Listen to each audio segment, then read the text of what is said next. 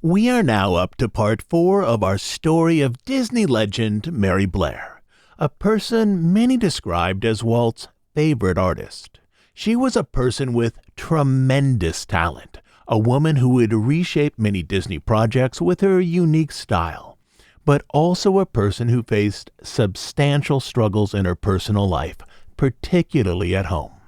In the last 3 episodes, we followed the lives of Mary and her husband Lee Blair as they moved through the Chouinard Art School, established themselves as fine art painters, and turned to animation eventually to support themselves. Lee initially worked at the iWorks studio as an in-betweener, the lowest level of animator. Mary worked there too as an opaquer, painting cells. Eventually, Lee left iWorks to work at one of Disney's leading rivals, the Harmon Ising Studio, where he quickly advanced to a lead animator, while Mary returned home to focus on her watercolors. In today's episode, we see the California animation industry transform itself in the late 1930s as some studios started to look to animated features. And in terms of the story of Mary Blair, we are now at the point where the Disney studio is going to become a large part of the Blair family. And so, if you're ready, let's go.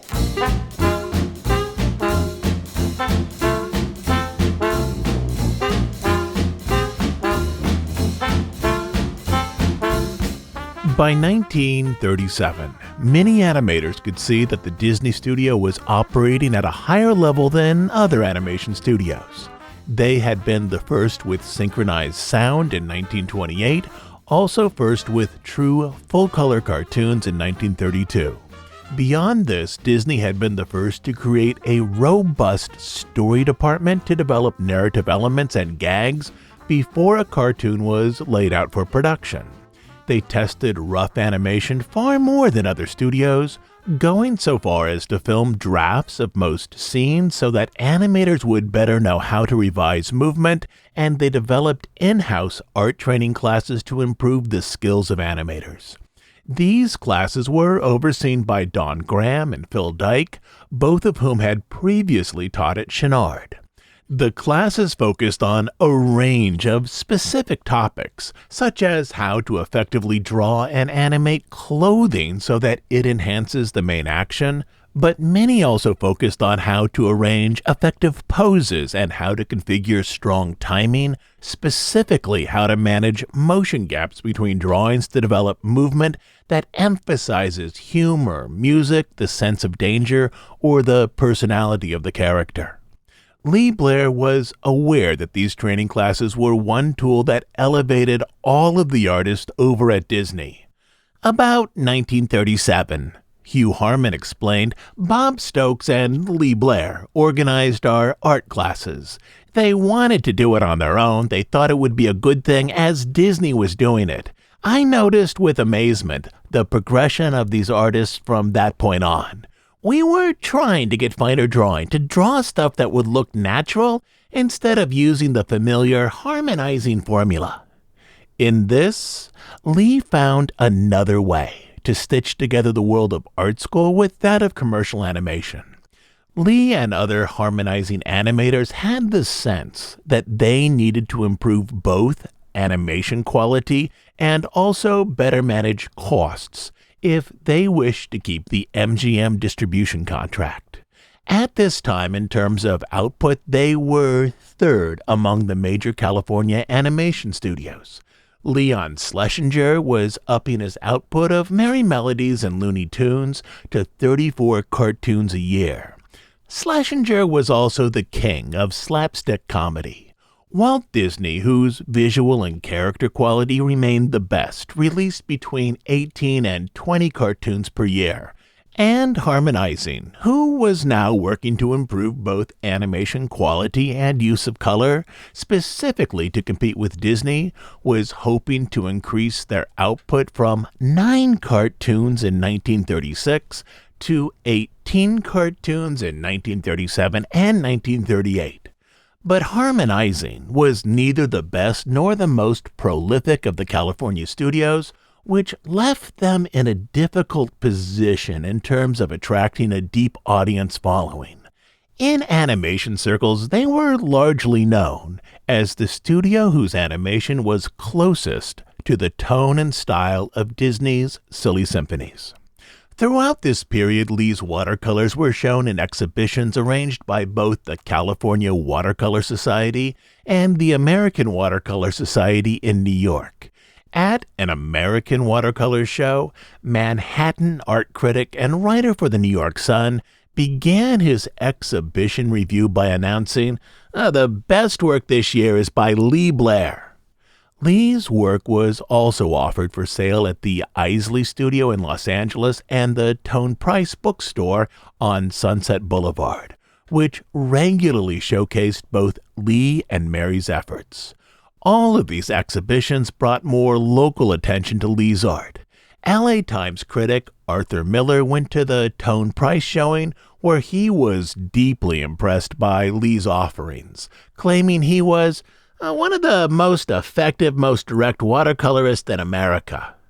The high point of the exhibit, according to Miller, was one little masterpiece showing a shirt-sleeved man reading a paper on a stoop at dusk, torn between news and dinner as his wife calls him.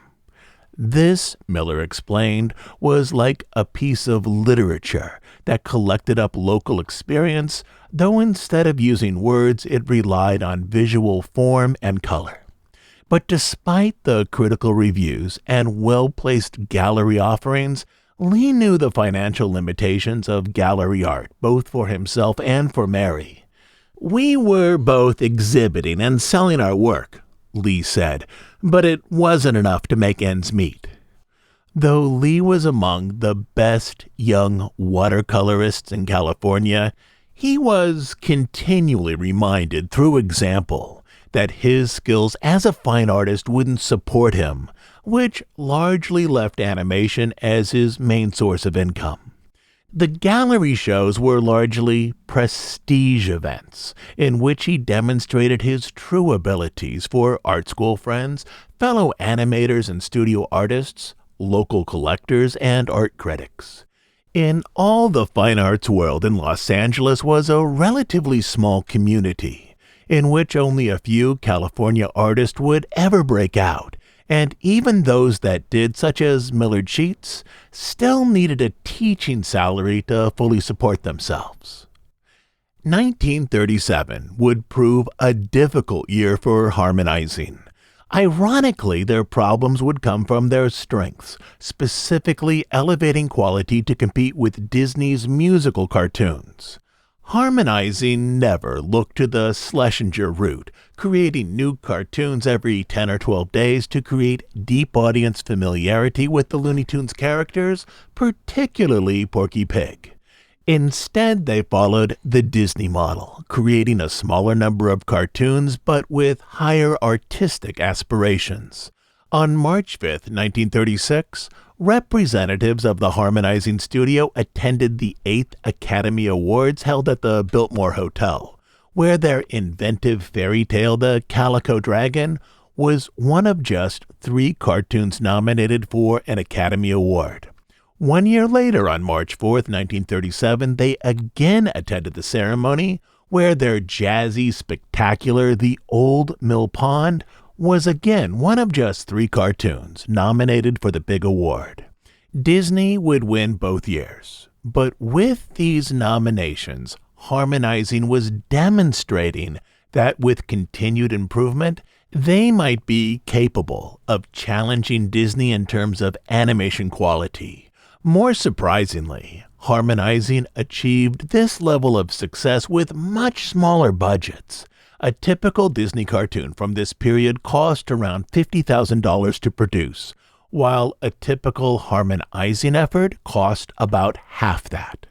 Harmonizing would never come close to their stated goal of 18 cartoons per year. By August of 1937, they had created only 7 cartoons for the year, a little less than 1 per month. But the overall quality continued to improve, including character design, use of color, complexity of backgrounds, creation of effects animation, and overall movement timing. This improvement in quality ironically led to their downfall, as such improvements were costly. MGM, which funded the harmonizing studio, wanted lower-cost comedic cartoons, much like the Looney Tunes efforts produced by Schlesinger. But Hugh Harman and Rudy Eising wanted to make more expensive, detail-rich musical cartoons, much like those produced at Disney. Halfway through 1937, MGM ended their contract with Harman Eising, with the official reason being cost overruns. Instead of releasing harmonizing material, MGM threatened to establish their own in-house studio, which left Hugh Harman, Rudy Eising, and their artists without funds to create or a means to distribute cartoons. Hugh and Rudy hoped that the loss of the contract was a temporary setback, perhaps a hardline negotiating tactic, and that they might still patch things up with MGM. Regardless, the loss of a distribution contract, even if it was only for a handful of months, would have closed most animation studios, but Hugh and Rudy found assistance from an unlikely place. Their old friend and current rival Walt Disney, whose overall animation style they had imitated for years.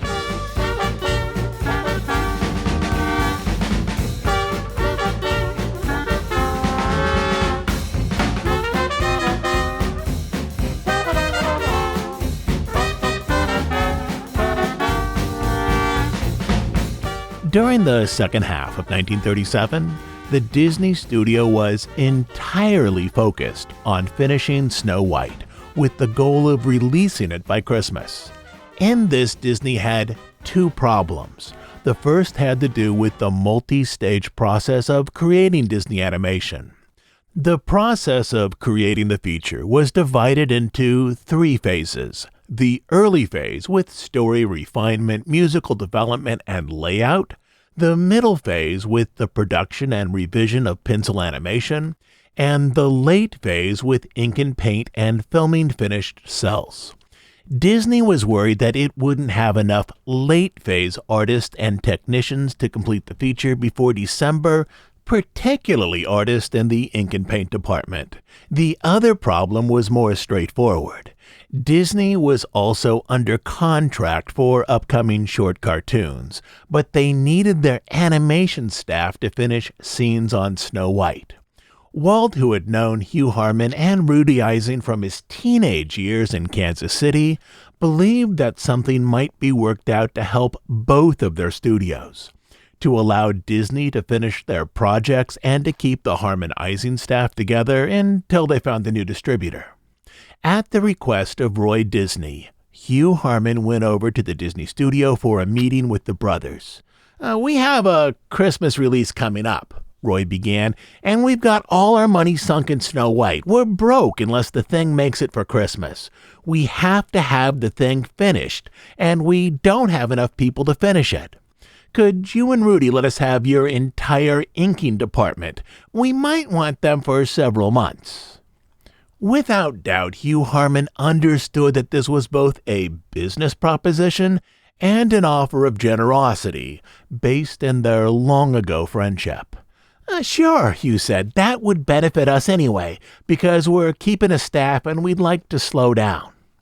With this, the roughly 30 members of the Harman Eising ink and paint department worked alongside the Disney team in tracing and painting cells. Disney also temporarily took on 2 members of the Harman Eising background department. This took care of the salary of about half of the Harman Eising team, but left animators without any work. Hugh likely understood that it would take too long to train Harman Eising animators to match the character style being used for Snow White. But there might be another way to use Harman Eising animators on Disney projects.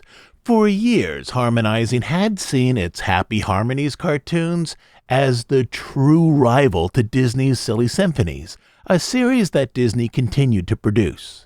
As most silly symphonies had unique characters, with a set of characters typically appearing in just one cartoon, Disney would have no need to train harmonizing animators to match existing character styles. With this, Hugh Harman saw the path forward for his animators. You've got a lot of pictures to make, Hugh said, and we're having a fight with Metro. I'd like to complete several pictures on a slow program until we wind up our fight with Metro and get a new contract. How about giving us, say, 3 pictures to make for your release? Sure, Walt said. I'll do that. Days later, the Disney studio sent over the pre-planning work they'd already completed for one Silly Symphonies cartoon about infant mermaids, which included various concept drawings. But much of the work from story to layout to animation would be completed at the harmonizing studio. To make sure that the level of quality and the general style matched, Disney sent over key people to coordinate with the harmonizing staff, including Ben Sharpstein and Dave Hand. Hand was one of the directors overseeing Snow White, a person who many saw as the second in command of Disney's creative operations, right beneath Walt Disney. During those visits, Hand noticed the work of Lee Blair, particularly his use of color. At this point, Disney was struggling with how color should be used in features, as they believed an audience would likely find the bright primary tones of their short cartoons overwhelming if arranged into a 2-hour feature. Hand would see that Lee's watercolors contained a dark palette that would likely be useful in creating feature animation, an observation that he almost surely discussed with Walt as harmonizing created its first cartoon for the Disney label. The biggest animation news that winter was the release of Snow White, the first commercial hand-drawn feature arranged for a wide release. It debuted on December 12, 1937 at the Carthay Circle Theater in Los Angeles. The premiere was attended by a long list of Hollywood celebrities, including Judy Garland, Charlie Chaplin, Clark Gable, Shirley Temple, and Douglas Fairbanks Jr., many of them curious to see if a cartoon could hold their interest for 2 hours. Everybody was there. One Disney animator recalled, "It was terrific, with searchlights and all the big cars pulling up to the red carpet." Not only was the audience engaged for 2 hours, they were utterly captivated. As the film closed, the crowd rose to offer a standing ovation. A few members, including actress Carole Lombard, were moved to tears by the film's emotional closing. Press notices were overwhelmingly positive. The Los Angeles Times called Snow White a revolutionary film, a great screen contribution not only for today but for tomorrow. The New York Times called it sheer fantasy and altogether captivating. With its success, everyone in the animation industry understood that their world would soon change, slowly shifting away from 6-minute musical or comedic shorts, possibly to something more. Before and after the premiere of Snow White, Disney's handshake deal with harmonizing was for 3 Silly Symphonies cartoons. The first was Merbabies, a cartoon that had been planned to some extent at Disney, focused on baby mermaids. But the other 2 would be wholly created at harmonizing. One would be a musical retelling of the Goldilocks and the Three Bears story, the other an original story about a little goldfish. But once RKO, who distributed Disney's work, learned of these plans, they objected to Walt outsourcing any subsequent animation to a rival, likely because it could diminish the value of the Disney brand. The only complete Disney collaboration with harmonizing would be Merbabies, a cartoon whose release was delayed many months after it was finished to December 1938. Once Merbabies was animated and shot, Lee was invited over to the Disney studio for an interview with background painter Mike Nelson, the same person who a couple of years earlier had originally wanted to hire him. Lee initially believed that he was being considered for a role in their animation department, as this had been his main job for years. But it soon became clear that this was not the case. "We're interested in your color," Nelson clarified. Lee sat there, quiet for a moment, as he realized that Disney wanted to expand his color planning role at Harmonizing into something that resembled a full-time job. Effectively, he would be a color designer, though he'd also work with their story and layout departments, where he would help plan future productions, everything from story arrangement to the use of color. One added bonus was this. A few months earlier, his brother Preston had been hired by Disney. Preston was working on what was then believed to be a two-reel double-length Mickey Mouse cartoon arranged around the music of Paul Dukas. Just as a few years earlier, Harmonizing had tried to create a double-length cartoon arranged around Tchaikovsky's Nutcracker Suite as an elaborate Happy Harmonies cartoon, Disney was now looking to do the same with Dukas' The Sorcerer's Apprentice as an extended Silly Symphonies project featuring the studio's biggest star. Lee accepted the offer as it allowed him to shift to the most prestigious animation studio in California without needing to be trained in the Disney method. But before he started, he wanted to do one more thing. He knew that once at Disney, he wouldn't have a vacation for a year, maybe more. And before setting up shop there, he wanted to spend time creating a new series of watercolors that he could show around town. In January, Lee and Mary set off by car to spend 6 weeks in Mexico. Mexico was a natural destination for Lee, as it not only presented lovely vistas, but also he spoke the language. As they moved down through the country, they stopped in cities and beaches to paint watercolors outdoors. Their goal was to produce a series of paintings that together they could exhibit at galleries. These watercolors followed the California scene aesthetic, expressing the mood of a place through colors, shapes, and the presentation of its people. One of Mary's paintings, called Pueblo, featured a Mexican village scene. Another, called Rural Graduation, captured life in a small Mexican town. In this, quite by accident, they were picking up a new skill that would prove invaluable in the years ahead. They were distilling a foreign culture into visual documents, exploring how watercolors could express a country's identity. The first of their exhibitions occurred in April 1938, again at the Tone Price bookstore in Hollywood. Their paintings were largely viewed almost as a collaborative effort, as though Lee and Mary drew inspiration from the same source. "The watercolors by Mary Blair," one critic said, "are lively as those of her husband Lee Blair, and much like them in subject and technique."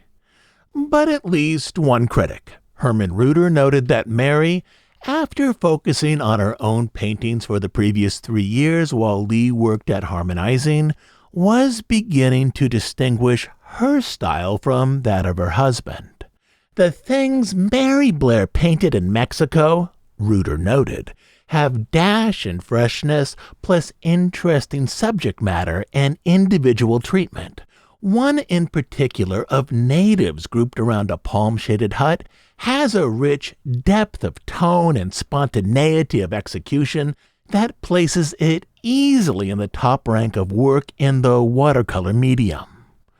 With this set of watercolors, Mary was beginning to explore stylistic options that lifted her work up out of the California scene movement, while Lee remained deeply committed to the group's original goals, that watercolors might act as a documentary effort in which the culture of one region was presented and preserved through images painted outdoors.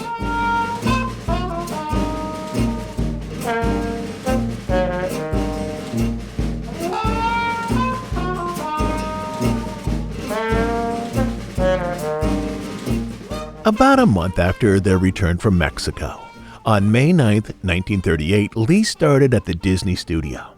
Though he had previously been to the studio, he now saw how it had changed with the financial success of Snow White.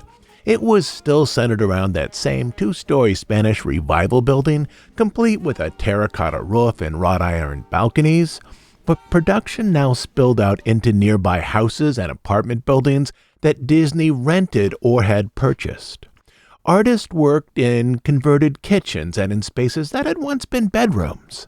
Nearly all nearby space had been converted for film production. The two primary features then moving into or through production were Pinocchio and Bambi. But beyond them, Walt and his story team were exploring future possibilities, including Peter Pan and Cinderella. Once at Disney, Lee was impressed not only with the breadth of the operation, but also the endless equipment, including a long line of personal projection units animators used to review their scenes. "I was amazed at the number of moviolas," Lee said. "They had them all over the place, whereas harmonizing only had 2 or 3. Initially, Lee was attached to the background department, primarily because he was a watercolorist. Gradually, they worked me out of there into the story department," he explained. "So I'd be doing color sketches as well as story sketches. The art supervision on Pinocchio consisted in doing key color sketches to accompany the black and white storyboard drawings, which were being worked on by various directors." In this role, Lee converted story or layout drawings into color images to emphasize the emotional tone of the scene or the personality of a character. Well, I'd go into a director's room and I'd pull out the key scenes and I'd make a little watercolor and then I'd stick it back up there. He did this for both story sketches and layout drawings, largely for the film Pinocchio. And they'd use that as it went through the system, Lee said. And if you look at the underwater sequence with Pinocchio and Jiminy Cricket on the bottom of the sea, it really reflects the nice watercolor technique, that beautiful underwater look. As he was now part of the story department, when he wasn't creating color keys, he worked with story artists to improve the narrative flow of Pinocchio, particularly those sequences that were giving others trouble. "We had thousands of drawings for one Pinocchio sequence that just wouldn't work," he explained. This was for the puppet stage show, with all of its musical numbers, organized by the sinister puppet master Stromboli. "We tossed all of the drawings in a big pile," he said, "and since we already had the soundtrack, the song There Are No Strings on Me, we just went through and matched up the motions to fit the music. Took us days and days." Lee soon found his rhythms with story development and color expression at Disney. His biggest adjustment, though, was with the studio's gag culture, in which artists played endless jokes on each other. As Lee could be pointedly serious, he quickly became a target for practical jokes. One that stuck with him for years was this. In his office, he routinely laid down newspaper to catch any easel drippings, so they didn't stain the floor. Noticing his fastidiousness, a few men poured dark water all over the floor in the room next to his office, a mess that puddled and thickened up beside the wall. Then they stood in Lee's doorway, their faces filled with mock disappointment, until Lee noticed them. One pointed at the floor. "Look at what you're doing," he intoned. "Oh, it's all right," Lee said. "It's going on this newspaper." The men together shook their heads with displeasure. "No," the man replied. "Come back here." Lee followed them next door, where they gestured to a surprisingly large puddle of dark sludge, as though a wave of watercolor droppings had quickly moved under the wall and congealed. They waited until a note of concern appeared in Lee's face, then they started laughing. That was at Disney, Lee explained. They were always pulling gags on each other. But no one remembered Lee pulling any such gag on anyone else. Though Lee no longer worked for Harmonizing would shadow him for years. After losing their contract with MGM and after reaching the end of their subcontracting work with Disney, Hugh Harman and Rudy Eising tried to revive their studio by proposing a feature, much in the vein of the recent Disney success. They announced their intentions to make a feature based on Babes in Toyland, specifically the 1934 Laurel and Hardy comedic version of Babes in Toyland, which had been released by their old distributor, MGM. But MGM wasn't interested in an animated feature. Instead, they were trying to imitate Disney's fairy tale success with an inventive live-action feature, The Wizard of Oz. They did, however, need animated shorts to package with their near-endless list of live-action offerings. For months following the separation with Harmonizing, MGM had produced their own cartoons. Their main offering was a short-lived animated series called The Captain and the Kids, which lacked the musical sophistication of the Happy Harmonies. These cartoons were not well received, which quickly told MGM that they needed a new plan to create effective animation. On October 6, 1938, Hugh Harman and Rudy Eising signed a revised deal with MGM. They would no longer own their own studio, but under a reorganization agreement, they would be salaried directors at MGM, each making $400 a week, along with a small annual bonus if their cartoons came in on budget. This was key, as MGM's main issue with the Happy Harmonies was cost overruns. Beyond this, Hugh Harman and Rudy Eising would need to relocate to existing MGM facilities, leaving their old studio empty. Effectively, this deal revived a version of the Harmonizing studio at MGM, not only for Hugh and Rudy, but for many of their former artists. Only now they would be MGM employees. As Hugh and Rudy arranged their units, they noticed a key artist was missing. Lee Blair, the person who had selected the colors for the Happy Harmonies series. But then they recalled that Lee's wife, Mary, also a watercolorist, had a similar eye for color. In the fall of 1938, at least according to Lee, Hugh and Rudy said, "Why don't we hire his wife?" So they reached out to Mary, only to find that she was willing to join their studio. In the latter months of 1938, more than 3 years after leaving the iWorks studio as an opaquer, Mary found herself back in the animation business. She would pick up right where Lee left off, making watercolors to help guide development, specifically in terms of color selection for the new MGM cartoons. Hugh and Rudy were immediately impressed with her work, the way her colors both unified an image and suggested narrative and emotional sensibilities. Looking at one watercolor, then the next, Hugh and Rudy came to the conclusion that Mary was uniquely gifted in this role, creating a set of color keys they believed would significantly deepen the quality of their cartoons. Lee, who kept in touch with friends from his Harmonizing days, understood that most everyone there liked Mary's work. The one specific line attributed to both Hugh and Rudy that Lee heard was this: "She's better than he is."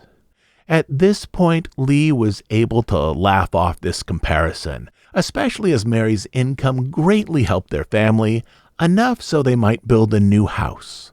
The work at MGM also gave Mary a sense of community, something she had been missing since art school days and since her attempts to start a family.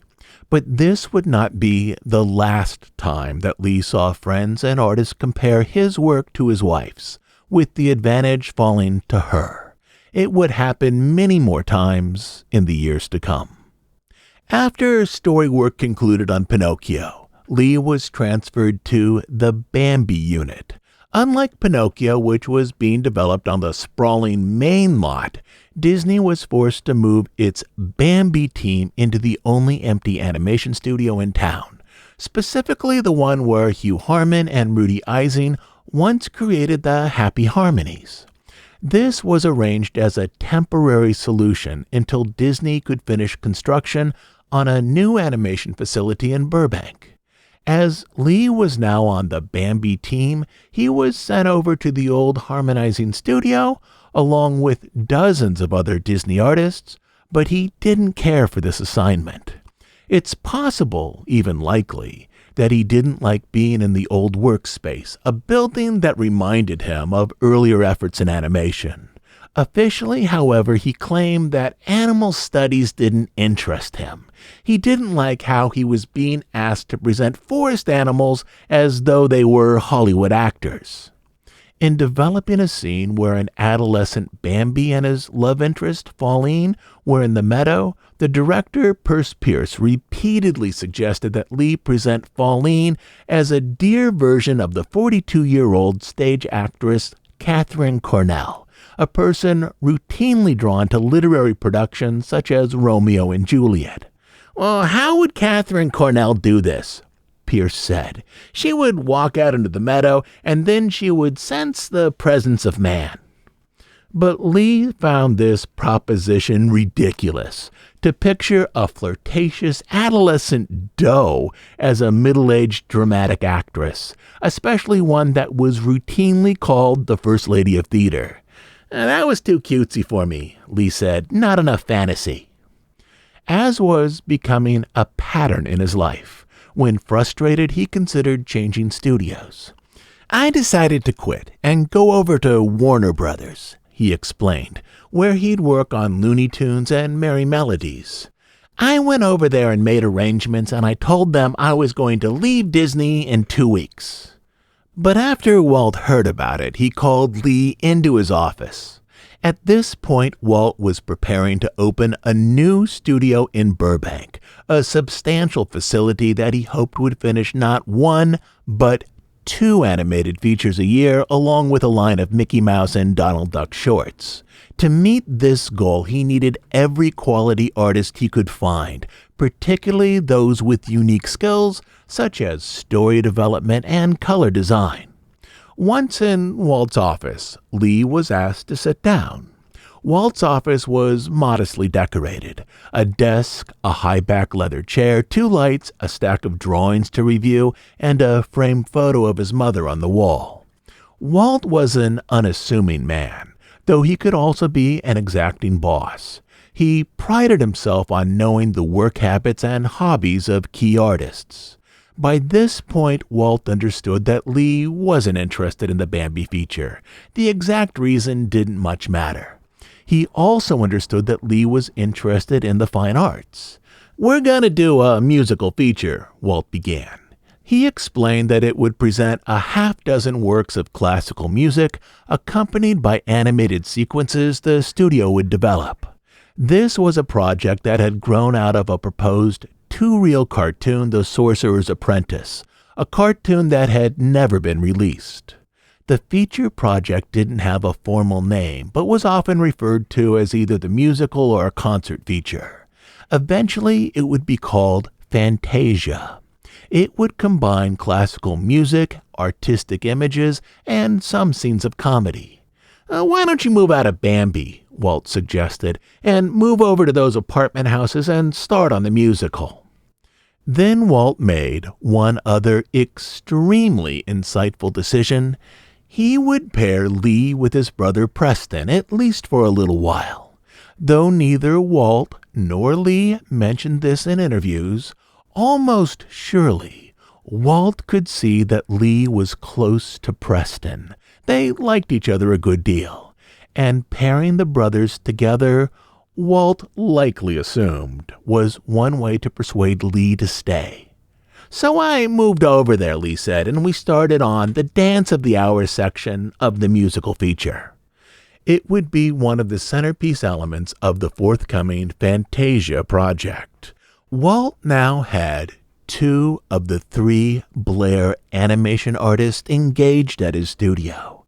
But there was a third Blair working across town, an artist who would eventually reframe Disney projects in her own style. But at this point, Mary was working as a color designer quite happily at MGM alongside Hugh Harman and Rudy Eising, who themselves were trying to improve the quality of their cartoons as the animation industry overall began to reorganize itself around commercial features, projects that would define the efforts of Disney and of other studios for years to come. I'll be back next week with a new episode. The plan for next week, at least right now, is to catch up on some of this month's news as it relates to the Disney company before we jump back into our story of Disney legend Mary Blair. Lastly, as you know, we're an ad-free, listener-supported podcast. We do just 2 things: deep dives on stories related to the history of the Disney studio and the parks, and news and analysis of current events as they relate to the Disney company. We are funded entirely by listener contributions, specifically by listeners who join us over on Bandcamp as monthly subscribers. On Bandcamp, you will find over 300 episodes not available on iTunes or anywhere else.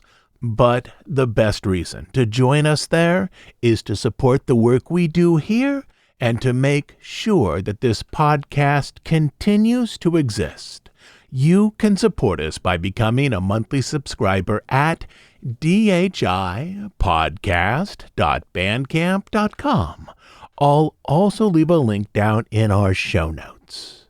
So, until next Sunday, this is Todd James Pierce.